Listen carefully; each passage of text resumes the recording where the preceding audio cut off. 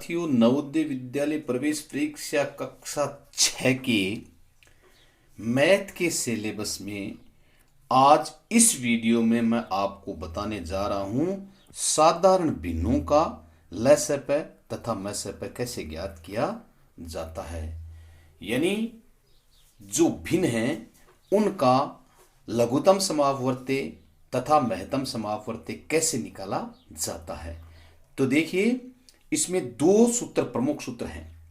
साधारण भिन्नों का लघुत्तम समापवर्त्य कैसे ज्ञात किया जाता है। जो भिन्न होती है उन भिन्नों के अंशों का पहले लसपय निकाल लेते हैं और भिन्नों के हरों का मसपय निकाल लेते हैं, महत्तम समापवर्त्य। तो भिन्नों के अंशों का लसपय निकालकर, लघुत्तम समापवर्त्य निकालकर, उसमें भिन्नों के हरों के मसपय निकालकर उसका भाग दे दिया जाता है। तो साधारण भिन्नों का लसपय यानी लघुत्तम समापवर्त्य प्राप्त हो जाता है। इसी तरह से दूसरा सूत्र है, साधारण भिन्नों का महत्तम समापवर्त्य कैसे ज्ञात करते हैं। तो क्या करेंगे, भिन्नों के अंशों का तो निकालेंगे महत्तम समापवर्त्य और जो भिन्न हैं उनके हरों का निकालेंगे लघुत्तम समापवर्त्य। और भिन्नों के अंशों का जो महत्तम समापवर्त्य होगा उसमें भिन्नों के हरों का लसपय निकालकर उसमें उसका भाग दे देंगे, तो साधारण भिन्नों का मसपय प्राप्त हो जाएगा। अब इन उदाहरणों से आपको अच्छी तरह से समझ में आ जाएगा कि भिन्नों का लघुत्तम समापवर्त्य और महत्तम समापवर्त्य कैसे निकाला जाता है। अब देखिए, पहला उदाहरण 6/7 एक भिन्न है और 8/11 एक भिन्न है। इन दोनों भिन्नों का लघुत्तम समापवर्त्य ज्ञात करना है। तो सूत्र क्या कहता है कि सबसे पहले आप इन भिन्नों के अंशों का लघुत्तम समापवर्त्य निकालिए। तो इन भिन्नों का अंश पहले का 6/7 का 6 और 8/11 का अंश है 8। तो यहां इन दोनों भिन्नों के अंश क्या हो गए, 6 और 8, और इनका लघुत्तम समापवर्त्य होता है 24। 6 और 8 का हम छोटी संख्याएं हैं, इनका लघुत्तम निकाल लेते हैं। वह छोटी से छोटी संख्या जिसमें 6 और 8 दोनों का भाग पूरा पूरा जाता है वह 24 है। तो यहां इनके अंश जो 6 और 8 थे इन भिन्नों के, उनका लघुत्तम समापवर्त्य 24 हो गया। अब भिन्नों के जो हर हैं, नीचे वाली संख्या 7 और 11, उनका निकाल लेंगे मसपय। 7 और 11 का मसपय होता है 1। अतः भिन्नों का लसपय, अब भिन्नों के अंशों का लघुत्तम समापवर्त्य 24 और भिन्नों के हरों का महत्तम समापवर्त्य आया 1। तो अब हमने भिन्नों का लसपय बराबर 24/1 बराबर 24 प्राप्त किया।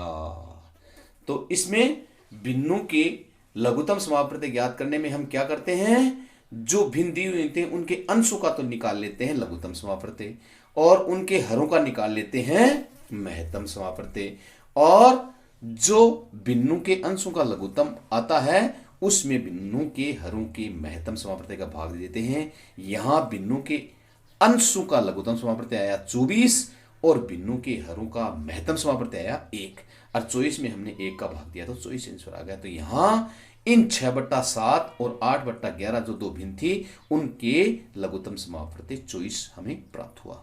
आया समझ में। आगे देखिए, और उदाहरणों से और ज्यादा स्पष्ट हो जाएगा। अब देखिए, एक उदाहरण है 25/4 और 15/16 का मसपय ज्ञात करो। यहां हमें दो भिन्न दी हुई 25/4 और 15/16।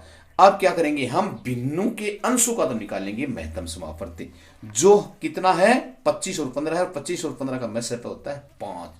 वह बड़ी से बड़ी संख्या जिसका 25 और 15 में पूरा पूरा भाग जाता है वह है 5। अतः 25 और 15 का महत्तम समापवर्त्य हुआ 5। और भिन्नों के हरों का निकालेंगे यहां लघुत्तम समापवर्त्य, 24 और 16 का लघुत्तम निकालेंगे 48। वह छोटी से छोटी संख्या जिसमें 24 और 16 का पूरा पूरा भाग चला जाए वो है 48। अतः 24 और 16 का लघुत्तम समापवर्त्य हुआ 48। अब इन भिन्नों का मसपय, महत्तम समापवर्त्य कितना हुआ, भिन्नों के अंशों का तो मसपय आया हमें 5 प्राप्त हुआ और भिन्नों के हरों का लसपय हमें प्राप्त हुआ 48। तो इन भिन्नों का महत्तम समापवर्त्य हुआ 5/48 उत्तर। आ गया समझ में। तो हमें क्या करना पड़ता है, अगर भिन्नों का महत्तम समापवर्त्य निकालना है तो भिन्नों के अंशों का निकालिए महत्तम समापवर्त्य। तो यहां 25 और 15 का महत्तम समापवर्त्य निकाल लिया जो अंश थे, और आ गया 5। और इनके हरों का निकालिए लघुत्तम समापवर्ती। तो 24 और 16 का लघुत्तम समापवर्ती कितना आ गया? 48।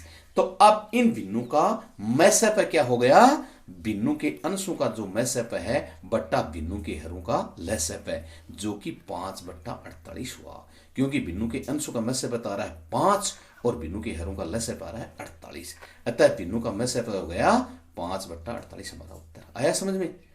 आप कुछ इस वीडियो में हम जो घंटियां 1 2 3 4 होती हैं वो एक बार एक साथ बजने के बाद में अलग अलग अंतराल से बजती हैं, तो वो कब एक साथ बजेंगी ऐसे प्रश्न। और कुछ चौराहों पर लगी हुई बत्तियां होती हैं वो कभी मतलब लाल हरी पीली ऐसी चलती हैं, वो कुछ अंतराल के बाद में जलती हैं, तो वो कब एक साथ जलेंगी ऐसे कुछ प्रश्न हम देखेंगे जो कि अधिकांशतः नवोदय विद्यालय प्रवेश परीक्षा में पूछे जाते हैं। अब ये उदाहरणों से आपको अच्छी तरह से समझ में आ जाएगा। जैसे 4 घंटियां हैं, ऐसे प्रश्न हैं वो लघुत्तम समापवर्ती से संबंधित होते हैं। ये मैं आपको अच्छी तरह से क्लियर कर देता हूं। 4 घंटियां 6 8 12 और 18 सेकंडों के अंतर पर बजती हैं। कितने अंतर से बजती हैं? एक घंटी 6, दूसरी 8, तीसरी 12 और चौथी 18 सेकंड के अंतर पर बजती हैं तथा वे 12 बजे एक साथ बजना प्रारंभ करती हैं। 12 बजे एक साथ बज जाती हैं, तो बताओ वे कब एक साथ बजेंगी और 6 मिनट में कितनी बार एक साथ बजेंगी। अब देखिए वे कब एक साथ बजेंगी, इसके लिए हमें 6 8 12 18 का लघुत्तम समापवर्ती निकालना होगा। तो सबसे पहले आप निकालिए 6 8 12 18 का लघुत्तम समापवर्ती। 6 8 12 18 का लघुत्तम समापवर्ती देखिए, हमने 2 से पहले इनको विभाजित किया तो 6 को किया 3, 8 को 2 से किया 4 और 12 को किया 6 और 18 को किया आगे 9। अब 2 से फिर विभाजित करेंगे, 3 में भाग जाता नहीं तो 3 का 3 आ गया, 4 को 2 से विभाजित कर दिया 2 आ गया, 6 को विभाजित किया 2 से तो 3 आ गया और 9 विभाजित होता नहीं 9 का 9। जो संख्या विभाजित नहीं होती है लघुत्तम समापवर्ती वो वैसे की वैसी आ जाती है, ध्यान है आपको। अब 3 से विभाजित करेंगे इनको, 3 का 3 में भाग दिया 1, 2 में जाता नहीं तो 2 का 2 लिख दो, 3 में 3 का भाग दिया 1 और 9 में 3 का भाग दिया 3। अब देखिए हमारा लघुत्तम समापवर्ती क्या हो गया? 2 गुणा 2 गुणा 2 गुणा 3 और गुणा 3। 2 गुणा 2 गुणा 2 गुणा 3 गुणा 3, तो 3 3 9 9 दूनी 18 तो 36 दूनी 72। तो वो 72 सेकंड के बाद में एक साथ बजेंगे। 72 सेकंड का मतलब 1 मिनट और 12 सेकंड बन गए, क्योंकि 60 सेकंड का 1 मिनट बन जाता है। तो 1 मिनट और 12 सेकंड के बाद में वो घंटियां एक साथ बजेंगी। तो अतः वे घंटियां 12 बजे अगर एक साथ बजती हैं तो उसके बाद वे 12 बजकर 1 मिनट 12 सेकंड पर मतलब एक साथ बजेंगी। और ये दूसरा क्वेश्चन क्या पूछ रहा है? 6 मिनट में कितनी बार बजेंगी। अब 6 मिनट में देखिए कितने सेकंड होते हैं? 1 मिनट में 60 सेकंड होता है, इसका मतलब 6 मिनट में हो गए 360 सेकंड। यहां देखिए ये थोड़ा गलत छप गया है, यहां ये मिनट न होकर और क्या है यहां 360 सेकंड है। ये सॉरी थोड़ा यहां लिखना चाहिए था सेकंड, यहां लिखा गया मिनट, इसलिए आप यहां मिनट की जगह सेकंड कर लेंगे।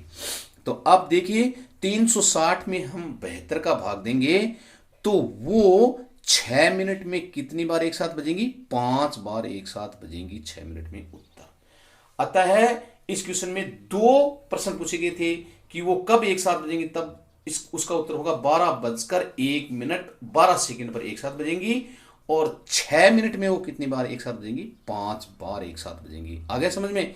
तो ऐसे जो घंटियों के जो प्रश्न होते हैं कि अलग अलग अंतराल से वो बजती हैं, तो वो आपको मैं बता दूं कि आप इनको अच्छी तरह से ध्यान कर लेना। इनका वो लघुत्तम समापवर्ती से संबंधित प्रश्न होते हैं।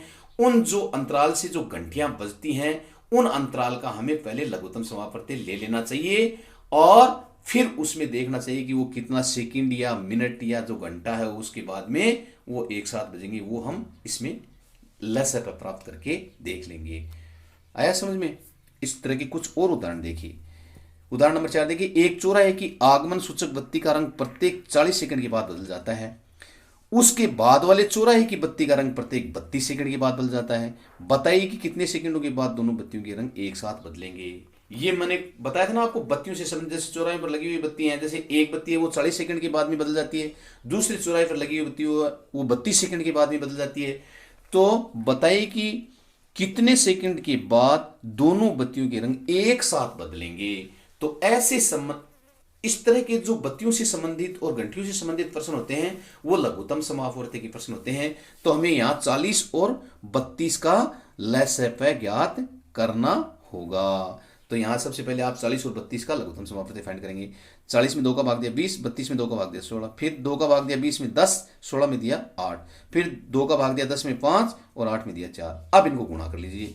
लसपय बराबर 2 गुणा 2 गुणा 2 गुणा 4 गुणा 5। तो यहाँ 500 को 20, 20 दूनी 40, 40 दूनी 80, 80 दूनी 160।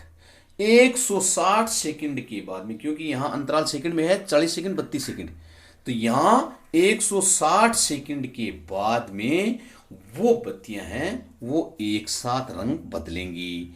क्योंकि 160 सेकंड के 2 मिनट और 40 सेकंड बनते हैं, तो अतः वो बत्तियां 2 मिनट 40 सेकंड के बाद में रंग बदलेंगी।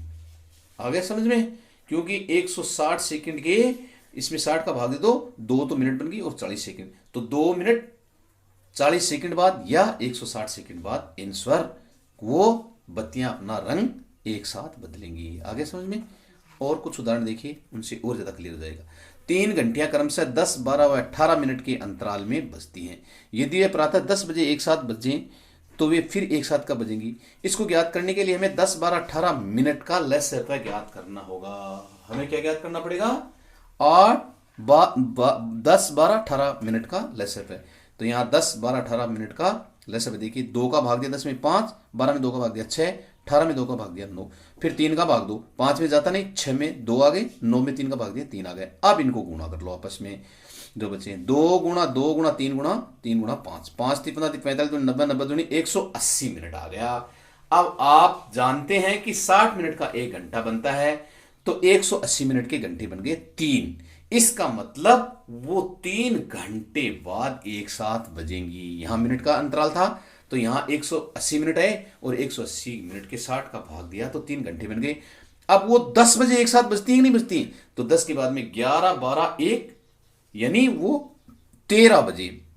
11, 12, 13 बजने का मतलब हमारे यहां प्रचलित समय का मतलब होता है 1 बजे। तो दोपहर बाद 1 बजे वो एक साथ बजेंगे। आया समझ में? इस तरह से जो घंटियों के अंतराल का जो समय दिया होता है उनका लघुत्तम समापवर्ती हम निकाल लेते हैं। सेकंड में होता है तब सेकंड उत्तर आ जाता है, मिनट में होते हैं तो मिनट में उत्तर आता है। सेकंड के मिनट भी बना सकते हैं और मिनट के हम घंटे भी बना सकते हैं। आया समझ में? तो मैं उम्मीद करता हूं कि आज जो भिन्नों के लघुत्तम समापवर्ती, भिन्नों के महत्तम समापवर्ती और जो ये विभिन्न अंतराल से बजने वाली घंटियां हैं वो कब एक साथ बजेंगी, जैसे चौराहे में लगी हुई बत्तियां हैं वो कब एक साथ जलेंगी, इस तरह के क्वेश्चन आपको अच्छी तरह से समझ में आ गए होंगे। अब मैं आपको कुछ अभ्यास के लिए यहां प्रश्न दे रहा हूं, इनके आंसर आप कमेंट बॉक्स में अवश्य लिखें ताकि पता चले कि आपका क्वेश्चन सही है या नहीं। अगर आंसर सही होता है तब पता चल जाता है कि आपके अच्छी तरह से समझ में आ गए, इसलिए आप इनके आंसर कमेंट बॉक्स में अवश्य लिखें। जैसे पहला प्रश्न है 5/27, 35/81, 20/21 का लसपय ज्ञात कीजिए।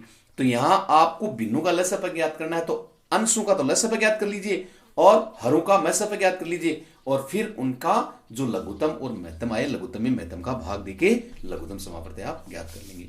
इसी तरह से दूसरा क्वेश्चन है 5/7, 25/42, 45/56 का महत्तम ज्ञात कीजिए। तो भिन्नों का महत्तम जब ज्ञात करना होता है सबसे पहले आप अंशों का महत्तम निकालिए और हरों का निकालिए लसपय, और अंशों का जो महत्तम है उसमें हरों का जो लसपय है उसका भाग देके और इन भिन्नों का महत्तम आप ज्ञात कर सकते हैं। आया समझ में? तीसरा प्रश्न देखिए, 3 विभिन्न चौराहों पर यातायात की बत्तियां क्रमशः 12 सेकंड, 48 सेकंड, 72 सेकंड में 108 सेकंड के बाद जलती हैं। यदि वे 8:20 पर एक साथ जलें तो पुनः कितनी बजे जलेंगी? ऐसे प्रश्नों के बारे में मैंने आपको बताया कि ये लघुत्तम समापवर्ती से संबंधित प्रश्न होते हैं। तो आप 12 सेकंड, 48 सेकंड, 72 सेकंड, 108 सेकंड का लघुत्तम समापवर्ती ज्ञात कर लीजिए और जितना सेकंड आएगा उतने सेकंड के बाद में वे पुनः एक साथ बजेंगी। और 8 बजे एक साथ बजती है तो पुनः कितनी बजे बजेंगी? वो 8:20 में वो समय आप ऐड कर देना। है समझ में? अब 4 घंटे एक साथ बजना प्रारंभ करते हैं। यदि वे 2, 3, 4, 5 सेकंड के अंतर से बजते हैं तो बताइए वे कब एक साथ बजेंगे और 1 घंटे में कितनी बार बजेंगे? अब 2, 3, 4, 5 को इनका आपको लघुत्तम समापवर्ती निकाल लेना है और फिर वो जितना लघुत्तम समापवर्ती आएगा वो आप उस समय के बाद वो एक साथ बजेंगे उतने सेकंड के बाद। और 1 घंटे में कितनी बार बजेंगे वो उसमें 1 घंटे 60 मिनट में उसमें भाग दे देना। 4 घंटियां पहली बार एक साथ बजकर क्रमशः 5, 6, 8 और 10 सेकंड के अंतर पर बजती हैं। वे कितने सेकंड बाद वे फिर एक साथ बजेंगी। तो यहां आपको 5, 6, 8, 10 सेकंड का लघुत्तम समापवर्ती ज्ञात करना है और उसके बाद में वो इसमें ऐड कर देना है। तो वो जितना सेकंड आएगा उतने सेकंड के बाद ही वो फिर एक साथ बजेंगी। तो इस तरह से आप इन 500 क्वेश्चनों के आंसर हैं वो कमेंट बॉक्स में अवश्य ही लिखना। बहुत बहुत धन्यवाद।